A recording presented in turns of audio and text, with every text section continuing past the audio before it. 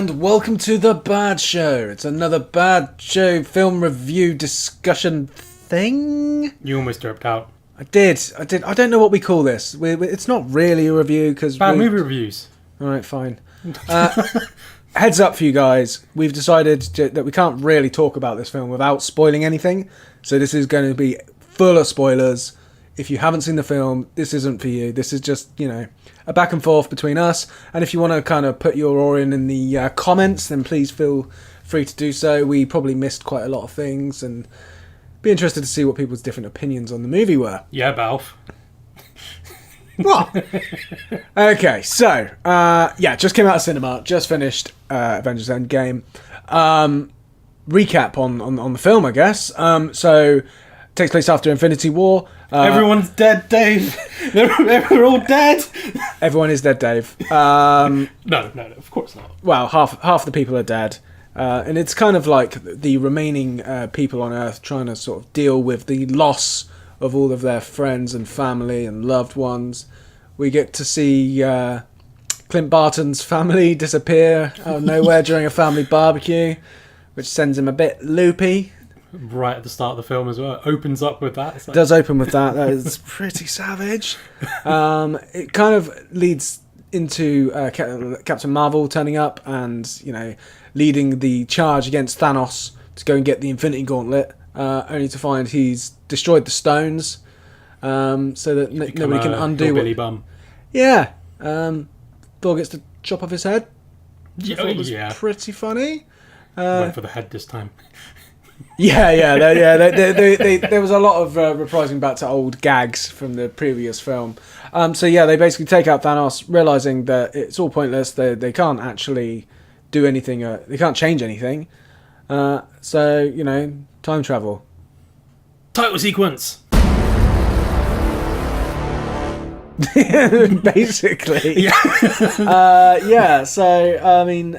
It's a kind of very cliche story, really. It's like shit's hit the fan. They can't really do anything to fix it. They find a loophole in the Pym micro universe. I'm sorry, I don't know, the quantum universe. That's what it's called. Basically, they can kind of use it to travel through time. Obviously, nobody really knows what they're doing. So, cue Tony Stark, who is everybody's favorite plot mechanism. And he's able. It's like if you can't do something, just ask Tony Stark if it's possible, and he'll figure out how to do it for you. He would do it. He's like, he's a man. They basically go back in time and heist. Yeah, it turns into like a heist movie where they go and steal the Infinity Stones from earlier times before they were used in the Gauntlet, under the provision that they put them back a split second later in that time frame, so they can take them as long as they're all returned. Obviously Thanos manages to find this is happening and somehow manages to come back through the time. He finds it from Nebula. Yeah, so the two nebulas, the past and the present nebulas, they network accidentally. Yeah, Wi-Fi interruption problems. Yeah, basically they hack each other out of nowhere. Very weird. She's a cyborg. I didn't understand all that. I was like, really? It's communication errors in the Wi-Fi signals, crisscrossing stuff and plot. Totes works because plot. Yeah, basically. And then we have. I think after the heist element, then we had like this huge battle, which we'll go more into because it's by far the best part of the film. It will come into conclusion with everything. Sadness. Yeah, so that was a kind of a brief overview of the movie. We've just spoiled the entire plot. So if you haven't seen it and you're still here, gutted.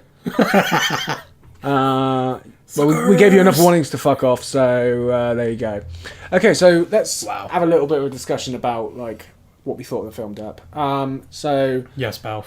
As I guess you're not really a comic book fan, are you? You've read a few comics. But I'm more into the movies. What did you think of it? I enjoyed it. 3 hours was probably quite long, considering I felt the middle was the weakest part of the film. The heist part. I think it went on a bit too long. Yeah. Like as we were discussing as well beforehand, it was more of a nice little montage of the past films because they go back and yeah. So the revisit some times that scenes. they go back to with the Stones, they're like they go through all of the Marvel films. Essentially, it's like the current Avengers lineup running through the last 10 years of movies. I mean, it's a nice idea. It's a lot of fan service, though, wasn't it? Yeah, fan service. That's the term. Like this movie from start to finish is pure 100% fan service. Yes. Like, so if you're the sort of person who doesn't enjoy fan service in a movie, especially if it's used as a crucial plot point, then it might turn you off. And I'm a little bit like that. I like fan service to be like the icing on the cake, not the eggs in the mixture. Does that make sense? Like, if like an example for me of good fan service, you don't want it all over your face. Giggly. You're a sick motherfucker. An example of fan service done right for me was Predator 2, when the first time I watched that film, seeing the Alien Queen's skull on the Predator ship was the first nod that you got that two of Geiger's biggest kind of works were actually part of the same Fuck yeah, continuity. I got a bigger smile on my face because Balf mentioned Predator 2. It's like one of my favourite films. So, I mean, that was fan service in a way. It was an Easter egg. Yeah. But it was definitely a lot of fan service there that left people guessing, are they in the same universe? Is it real? Must be. Predator 2 said so. 20 years before they made an AVP film. So there's a good bit of fan service there. Now, what these guys did was constantly nodding to the people that they're fanatics. And I'm not talking about the guys who enjoy the films. I'm talking about the people who love MCU movies.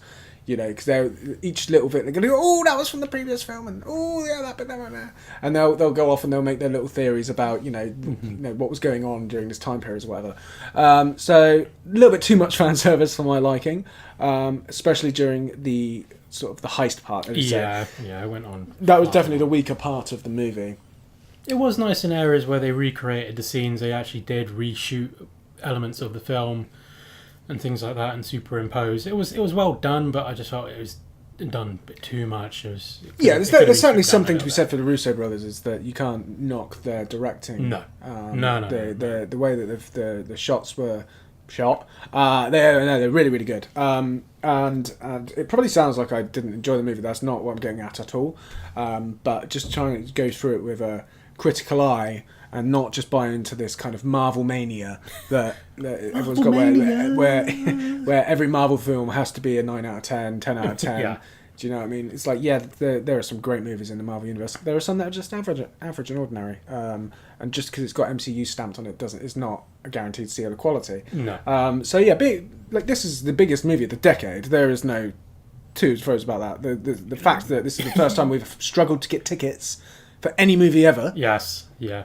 I think the last time I think cinemas probably were this full were probably The Force Awakens. Yeah. And that's kind of that's the scale of it. Do you know what I mean? It's huge. Yeah, we booked our tickets on Tuesday. Yeah. To go see it today, which and it was a be full Saturday. cinema. Yeah, it was full. It was full of crying children. Fuck me. So many parents taking their crying little shits out. It's hilarious. I was nearly teary. I know, I almost had to take Dap out. Give him a good talking to outside. Yeah, I know. It's okay, champ. Don't worry. Yeah. So, wearing my Marvel t-shirt and everything. I'm like, oh. Yeah, it was. There was some really strong emotional parts, actually. There's definitely a lot of stuff which, were it not a Marvel movie, fans would be tearing the movie for, I feel. So, I can remember when Batman vs. Superman came out and the whole Marvel thing on that.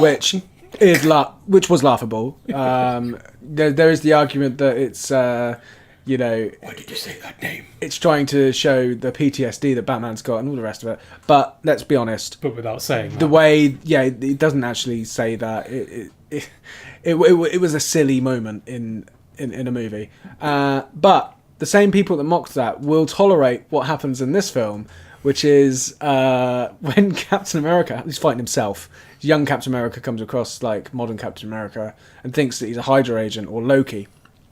And so they're fighting, and he's losing. Like modern Cap, I didn't understand that either because he's got a lot more to lose. I don't know why he was losing to like basically the Avengers Ensemble guy. I think he didn't want to beat him up too much because whatever damage he does to him is going to start affecting him as well. But yeah, he's getting choked out. And he's just like, Bucky's alive. He's like, what? He goes, huh? And then he knocks him out. I was a bit like, that's the Martha moment. And that's the American ass. That's the yeah, that was the Martha moment though, and yeah, I did cringe. And I was like, and I know You I know cringed at the American ass, didn't you, Balf?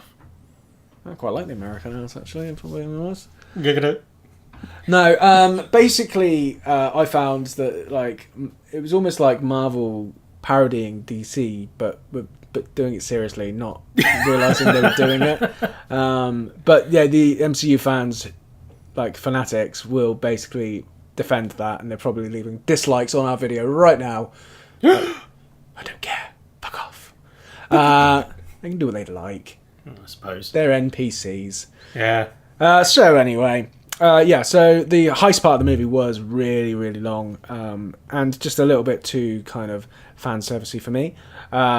But when you get to sort of the point where they've got the stones, they reforged the gauntlet, and they're going to bring everyone back, they do it. They use Hulk to do it, because he's the only person who can sort of take the power. Yeah. Got to stop there. Sorry, I've just wrote Hulk. What the fuck? Hipster Hulk. Hipster Hulk. My God. Okay, so just I've broken my flow here, but I completely forgot about Hipster Hulk. So Banner's in control of Hulk now. He's still wearing glasses and dressing like Banner. So Banner, yeah, Hulk's basically a hipster now. There's no raging Hulk. There's going to be a lot of people going to hate this. I loved it. I thought it was really funny. Yeah, there will be a lot of people that will hate it though, because a lot of people don't like the direction that Hulk's gone in since the first Avengers movie. Just to let everybody who doesn't read comics or doesn't care about comics know, in the comics there is multiple personalities of the Hulk, and one of them is the Professor, and the Professor is basically Banner Hulk. So he's the Banner in control, and that was pretty accurate. Mm-hmm. That's how he is. He's not as strong as the Savage Green Hulk, but he is, or even the Grey Hulk. I think even the Grey Hulk is stronger than him, but he is in full control, and he's very, very intelligent. So anyway, that's why Hulk is the way he is in this movie. That's why we get Hipster Hulk. You're hipstery. Yeah. So anyway, they forge the gauntlet, and basically he does the Thanos snap and brings everyone back. But at that exact time, Thanos' ship bombs the shit out of the Avengers' home, yeah, establishment. Which was done through Nebula's Wi-Fi interruption communication issues.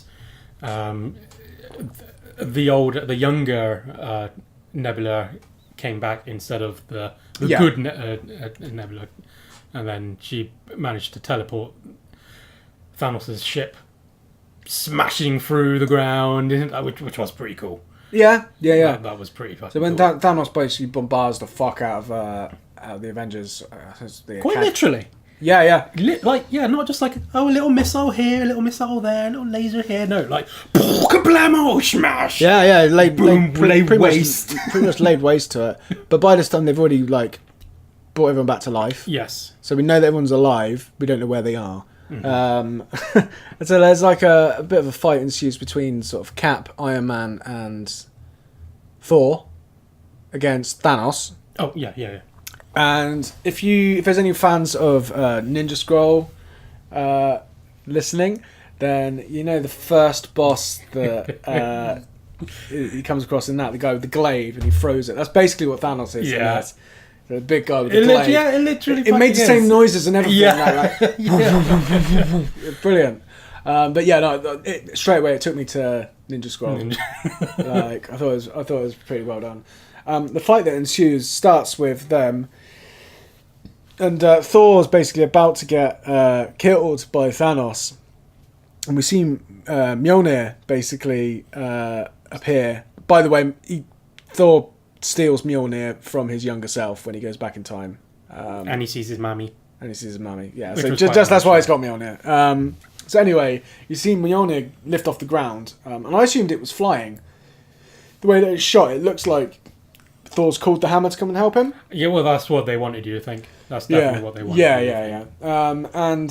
Thanos takes a fucking hammer to the head, and the hammer flies back to the person who threw it, and it shows that Cap is now worthy to wield Mjolnir, and he continues to do so throughout the entire fight, which is pretty fucking epic. At first I cringed. I was like, oh no. Oh. And then I was like, alright, This is pretty cool. I'll let you have this. The way that he fought with the hammer and the shield at the same time. Yeah, I was like, that was fucking cool. I was like, all right, go on then. Ultra All right, I'll let you have it. I'll let you have that one. Yeah, that was pretty cool. Onwards.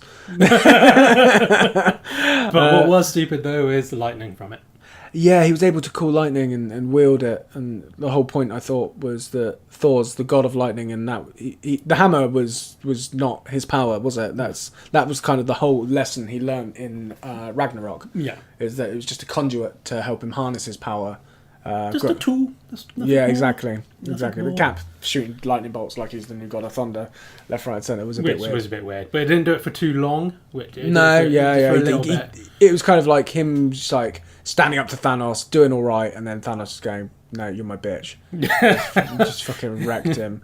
And so everybody has a good go, but Thanos ultimately is stronger than all of them individually. Yes. Even when Captain Marvel turns up, she's basically fucking Superman, and she turns up, she's like, not literally fucking Superman, but she's no, that'd be weird. No. I mean, she's godlike in her power level, but doesn't really say much. As much to say in it, does she? No, she's probably in total had about a paragraph of lines, yeah. Which I'm happy about. I don't mind. Yeah, she's very wooden, isn't she? Yeah, she's very wooden. Yeah. No, I generally disliked her acting in what was that film we watched before Captain Marvel? I didn't like her acting. Was it No, it's not. What is it? Captain Marvel, Miss Marvel? What is that fucking? Captain Marvel. It is Captain Marvel. Yeah. I disliked her acting in that, and she was basically the same, but she didn't say much. Which I think she may have had a lot of dialogue cut in the cutting room floor. I think she must have had more lines than that. She must have, because she basically, apart from going, I'm here now, everything's going to be all right, and then going, I'm going away for a long time, see you later. Which felt really strange. Yeah, she kind of come up, shows up, they take Thanos out in the beginning of the film, and then she's like, I don't know when I'm going to be back, because I'm going off to look after other planets. Bye. Planets. Yeah, literally. It was just like, huh? But like, what? But, huh? and then like, in the final fight, Thanos basically... he goes up against Scarlet Witch, and she is not happy. What gave you that impression? Because everyone else got brought back to life, but not Vision. Because Vision was killed before the snap. So yeah, she was very unhappy with Thanos and started to fuck him up with her powers. She went all Terminator eyes. He calls the Armada above him, and he's like, "Burn the planet! Just kill everyone! This bitch is gonna kill me! Fucking do something quickly!" So they bombard the surface of this sacrifice. Yeah. Well, it doesn't really do that much, really, does it? No, I thought it was going to do a lot more. Like the initial Avengers killed a lot more of their own guys than it did. They should have just fired the same sort of missiles they did on the Avengers home. Yeah. Because that thing was fucking mental. But then you see the guns turn and they start aiming to the sky and shooting. And they're like, oh, what are they shooting at? And you see Captain Marvel come into the atmosphere, go through the ship, and then lay off. Really cool. It was a really cool shot. Yeah, no, you can't sort of deny the cinematography on it. It was really, really well done. And yeah, like Captain Marvel as a character, as a CG image on the screen was really, really good. Yeah. It's just the performance, I think, from Brie Larson was a little bit lacking. Just a bit wooden. Just not... And then they had to throw in the female cast. Oh, the girl power moment. Girl power moment. Yeah. So there's... Basically, Thanos is after this new gauntlet. It's been used to bring everyone back to life, but the gauntlet is still working. And so that it turns into a bit of almost a football... Like an American football match, don't it? When they're tossing it about, just trying to get it away from Thanos. Different people are grabbing it. And she takes it, and she's basically like, I'm going to make a beeline for the Pym particle machine and send this thing into another timeline. They're like, oh, you won't make it. And then those are the girls, all of the female Marvel characters all stand there and just go, she's not alone. And they all kind of team up to help get through. The thing that got me was like, if that was a weak character who needed to who was showing heart, like the Hobbit of the MCU, do you know what I mean? Mm-hmm. Somebody who doesn't really have much power, but had the heart to say, I'm going to take this, then that would make more sense to have all of the girls be like, yeah, we're going to have... This bitch flies through spaceships and destroys them. Like, she literally does not need any of these lesser beings getting in her way. Well, she's the only person on the battlefield who could stop her in her tracks is Thanos. All she needs is a distraction, and it was just an unnecessary shoehorned in nod to the sort of I guess the feminists and the girls in the audience. It was shit. It was fucking badly done. It was distasteful. I thought. Yeah. It's one of those things where it could have been done better. I don't think you didn't need to have all the girls gang up to show strong women. There were strong women on the battlefield already. You know, Black Widow had made like a massive sacrifice in the movie already. Oh, yeah. You know, you had Gamora on the battlefield chopping people up. Yeah, do you know what I mean? You had Valkyrie like flying around and other Valkyries all fucking just murdering people. So it wasn't exactly like they were underrepresented. No. And that needed to do that. And the people who were like, yeah, we're going to carve a path for you, they're nowhere near as powerful. It's a bit like if, I don't know, Green Arrow and Batman said they'd carve a path for Superman. You're just like, just get out of his way, let him just fly forward. He's going to do it. No one can hurt him. It's fine. Don't worry about it. You save your mortal lives. Stop trying to be heroes. Just go to the pub. Just get out of the way. Just relax. Just let the super fucking god being do what they've got to do. So yeah, that was a bit weird. And I just thought it was done a bit shit, to be honest. Yeah, it was probably a weak moment for the film.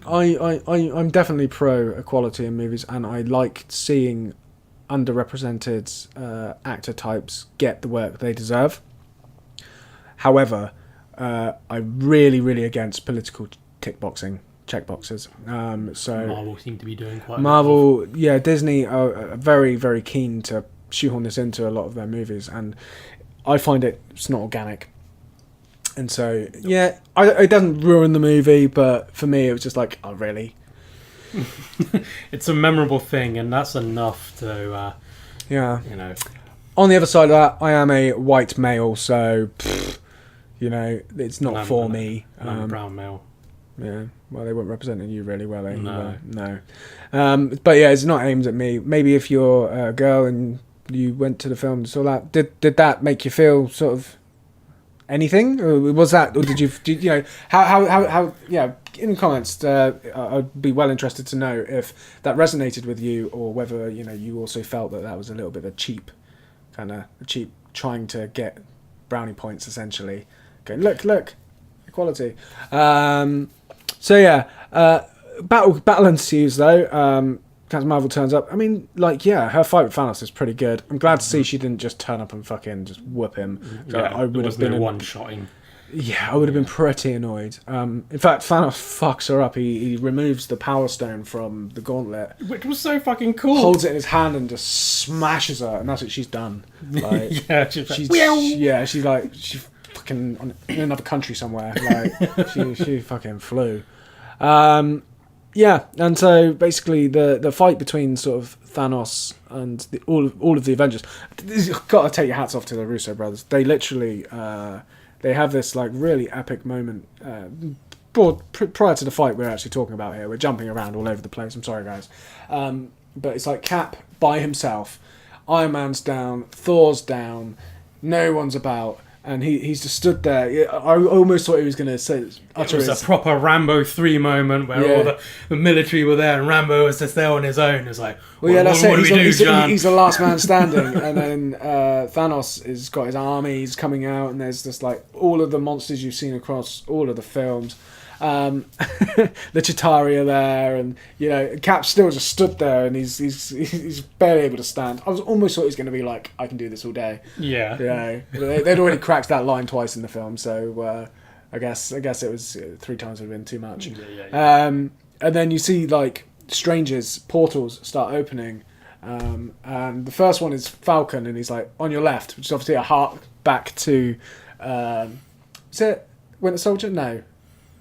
Yeah, I think it is Winter Soldier. Where Winter Soldier and Civil War.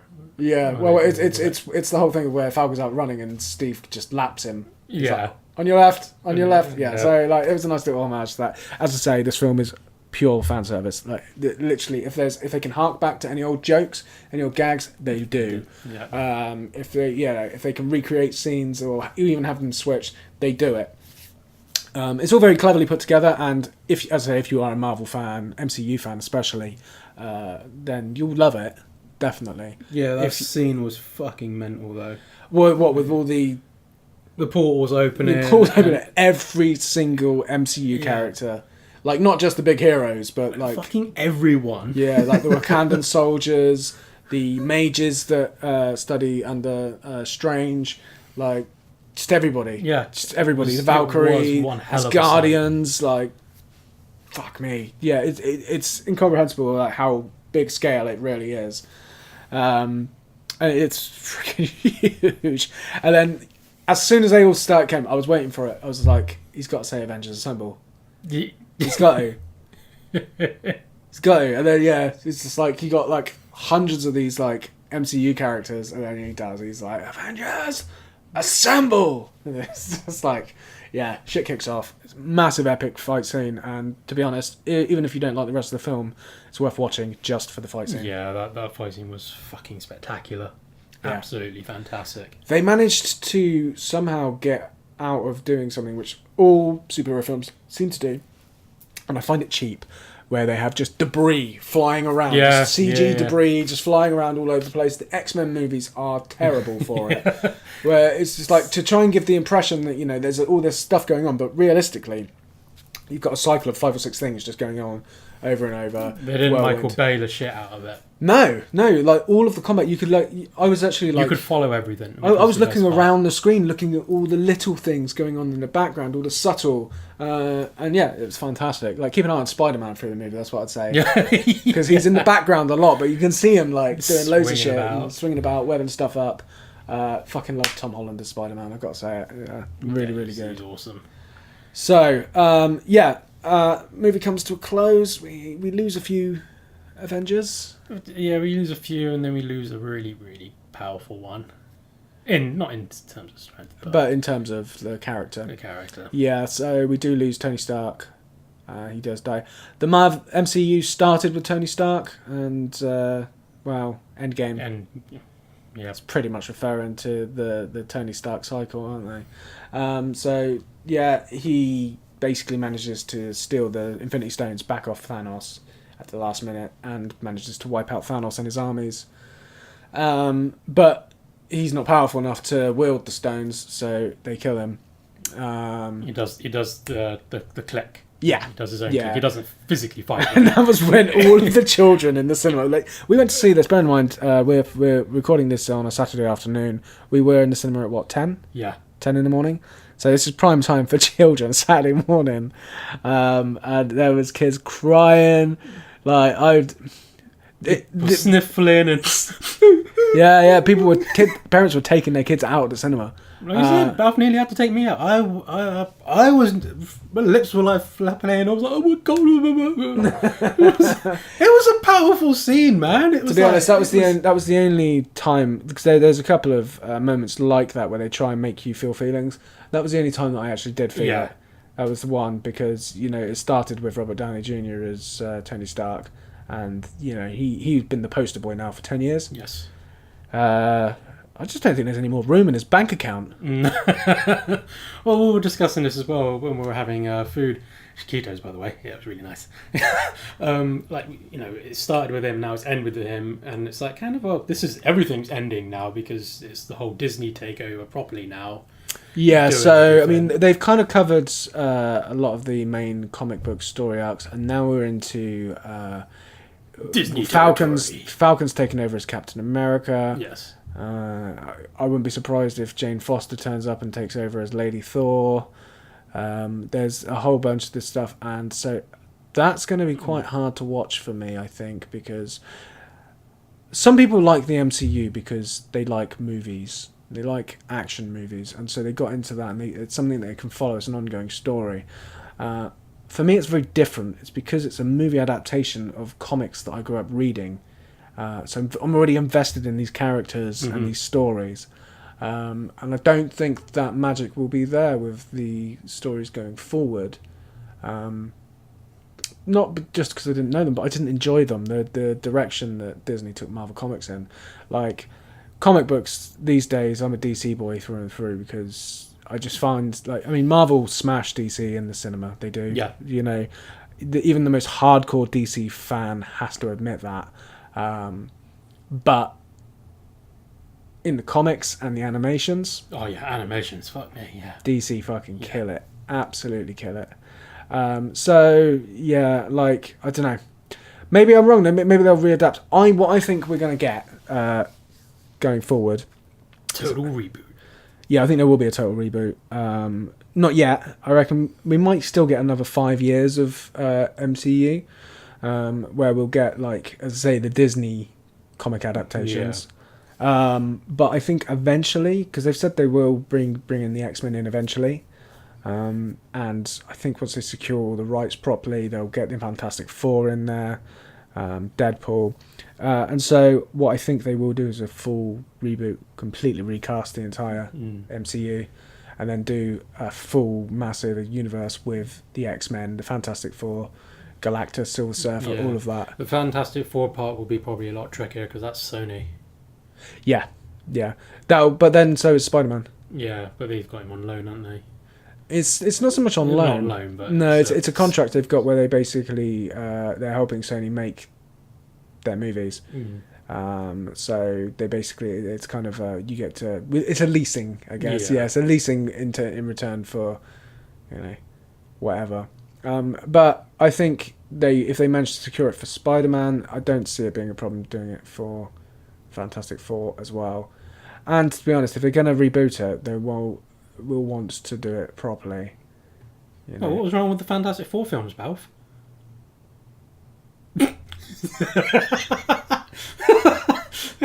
Sorry, my brain just fell out my ear. I can't believe he just fucking said it. I thought you really liked the new reboot one as well. I haven't seen it. The Blu-ray released at $14.99 and it was like $3.99 2 weeks later, so that tells me everything I need to know about that film. Yeah. I didn't particularly like any of the Fantastic Four films. Hold on. Let me just pick your brain up from the floor and let me give it to you. Yeah, you've thrown me that. That's ruined me. So yeah, he's been derbified. The Fantastic Four films are shocking, generally speaking. But yeah. So yeah, we like this film, I guess. Yeah. Good. I was very sad at the end. It was emotional. It's a lot to digest. There's a lot to talk about. This is a long ass discussion, to be honest. But yeah, we just wanted to kind of cover everything and basically give our sort of viewpoints on where we think it's going, and it ties up the 10-year journey of the MCU thus far. Very nicely. Very, very nice. It doesn't leave anything off in loose terms or anything like that. And no. Like you said, there wasn't any post-credit scenes or anything like that in this film. We didn't stay, but you were told that. Yeah. There's no post-credit scene just because there's. Nothing. It's the end. It's the end, basically, for this era. Yeah. You got like Falcon America gonna head the Avengers now. Until he gets slapped in the face and gets put on the floor. Yeah. Realistically, I think, although he will be the new lead character, realistically, I think all of the money's going to be on Tom Holland as Spider-Man to carry this next generation. The next generation in, yeah. And he is fantastic. He is so good as Peter Parker and Spider-Man. I actually don't like the universe that they've got him in. I don't mean the MCU, but like, you know, in Homecoming, like where they've kind of made up this friend for him, and you know, I don't like MJ, and I don't particularly like the whole sort of layout of everything. And it's not like I dislike it. It's just that it doesn't feel quite right to me for some reason. But Tom Holland as Spider-Man is fucking brilliant. He's absolutely phenomenal. He's perfect. I just can't imagine anybody else doing it now. He's owned it. So yeah, and as I say, I think they will reset, because I think once that they start making X-Men movies, they'll probably start with a Wolverine movie. I just can't see. That's the X-Men's poster child, though, isn't it? Exactly. That's the character that carries the franchise. Really, he's been in all of them he's been in all of them with -1. Yeah. He wasn't in. Was he in First Class? Yeah, he was. He was in First Class. Yeah. So he wasn't in the last one, wasn't it? Was that Apocalypse? Apocalypse, was he in Apocalypse? Yes, he was. Was he not? He was the best part of the film, wasn't he? Yeah. In the Weapon X facility. So he's been in every single one. There you go, yeah. He's the poster child. So, yeah. And obviously we know it won't be Jackman, but they'll recast, and I think they'll restart that way, and then bring X-Men into it. But who knows? Who knows? What are your thoughts? Oh, Dun, dun, dun, dun, dun. My thoughts on what? Not yours. Talking to the people. Fucking hell. I was giving you my thoughts. It's not always about you, Balf. God, fucking hell. It is always about me. Yeah. So like I don't know. Throw some theories into the comments. We're quite social. We will have a chat with you, or just hit us up on Twitter. I'm always lurking around there, and always up to debate theories and comic books and anime. Causing controversies, aren't we, Balf? I didn't cause no controversies. I engaged a fandom in mutually respectful conversation. There was just a few bad eggs that turned up that started cussing. We met some good people through that, to be honest. And yeah, hey, I think it's important to break out of your echo chamber every now and again, and actually, just don't surround people constantly telling you your opinion is the truth. And sometimes you can't handle the truth. You don't need to agree with everyone. Just be, don't be a dick. So yeah, no, do let us know what you guys thought of the film. If you want to talk spoilers, DM us. It's fine. Like more spoilers than we haven't already talked about right now. Well, if you want to talk spoilers in the comments, that's fine. But if you want to talk spoilers on Twitter, DM us and we'll talk to you. I don't want to ruin the film for anyone really, because there's quite a lot to spoil. As I say, we couldn't do this without spoiling it, so we've just gone full. This is a spoiler discussion. So, we did also say it would be some form of a review, so we should score it. This is the only part of the review. I don't know what you go for it. What do you want to do? What would you give this film, mate? And also, before you answer that, do you reckon it was better than Part 1? No. Don't reckon it's better than Part 1? No. So then, what's your review score? 8 out of 10. 8 out of 10 just for this film? Just for this film. And what about as a whole? For the whole of the last two films? Because it is technically sort of better. I don't know. That's hard to do because Infinity War was a 9. Mm. Like, as an overall story, I would have to give it a 9 just because of how powerful Infinity War was. Yeah. But this film, basically, it's a great movie on the pretense that you have followed these movies for 10 years and you've arrived to the end's journey with you get all the nods, you get all of the Easter eggs, you get all of the fan service. You know who's who. If you try and watch this objectively just as a movie, then it's not great because you won't know what the fuck is going on. Well, yeah, but also just like all of its warm moments depend on you having been there through the journey, yeah. So I'm giving it an 8 out of 10 on the basis of that I enjoyed the movie. I got a little bit bored halfway through. Yeah. But the beginning and the end are both really, really solid. Yeah. Yeah. I'll second that. Yeah. So you're going for 8 as well, are you? I think we're going to go for an 8. Yeah. Okay. Yeah. Exactly the same points. The middle I thought it dragged. It was a slow part of the film. I mean, it's a long film as it is. It's fucking nearly 3 hours long. Yeah. It's like shit. It started at 10 and we didn't get out of there until 1 and the credits were still rolling as well when we left, so it was a long film. But yeah, I would say 8. Cool. It's a great movie, and if you're an MCU fan, you're probably angry at us for only giving it an 8, but we're trying to be objective here. And as I say, there is this kind of Marvel mania that's hit where it's like Marvel film comes out, it's got to be a 9 out of 10, and it's not true. 8's a good film. In fact, 7's a good film. 8's a great film. Yeah. It's just that it wasn't flawless, and I always knew it was going to be hard to live up to what they did in Infinity War because that film's so shocking and so epic. Oh yeah. and the emotion I felt when I came out of the cinema, I just didn't feel there was any way they were going to top that. Just didn't think it could be done. But no, great movie, especially if you're an MCU fan. If you try and watch this as objectively as just its own film, you're probably not going to enjoy it as much as somebody who's into it. But yeah. Okay, guys. Well, that was our review discussion. I think we're still finding our way with these things. We don't really know what we're doing. We don't know what we're doing. It's very hard to do film reviews without spoiling. But sometimes it's just nice to have a little discussion. And that's what this is. Yeah. Kind of a podcast type thing, I guess. Yeah, podcast review discussion thing. Yeah. It's bad. We'll stick labels on it eventually. Anyway, guys, thanks for joining, and we shall catch you in the next video. Wakanda forever!